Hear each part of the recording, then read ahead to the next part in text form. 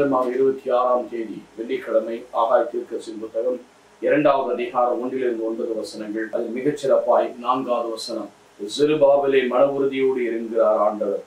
தலைமை குரு செதேக்கியாவின் மகன் யோசுவாவை மன உறுதியோடு நாட்டில் அனைத்து மக்கள் ஊக்கம் கொள்ளுங்கள், பணியை தொடருங்கள், ஏனெனில் நான் உங்களோடு இருக்கிறேன் என்கிறார் ஆண்டவர். எனது ஆவி உங்களில் நிலை கொண்டிருக்கிறது. எனக்கு அருமையான அவர் நம்மோடு நிலை கொண்டிருப்பதால் என்ன நடக்கிறது?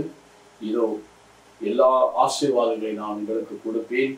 இந்த கோயிலுடைய பின்னைய மகிமை முன்னைய மகிமை விட மிகுதியாக இருக்கும் என்கிறார் ஆண்டவர். நான் இங்கு நலம் நல்குவேன் என்றும் இந்த 80வது வசனத்தை குறிப்பிடுகிறார். அவை மன உறுதி கொள்ளுங்கள், பணியை நாம் தொடர வேண்டும். நாம் எந்த விதத்தில் சோர்ந்து போகக்கூடாது.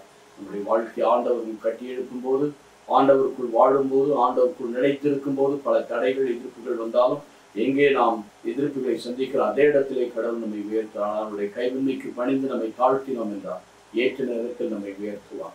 நம்மை அர்ப்பணிப்போமா? இது நல்ல ஆண்டவரே, அர்ப்பணத்தின் முத்தாக இறைவனை எங்களை பாமை புதுப்பித்து மீண்டும் பணியை தொடர என்னுடைய வாழ்க்கையில் நம்பிக்கையோடு மனம் தளராமல் இருக்கிறார்கள். நல்ல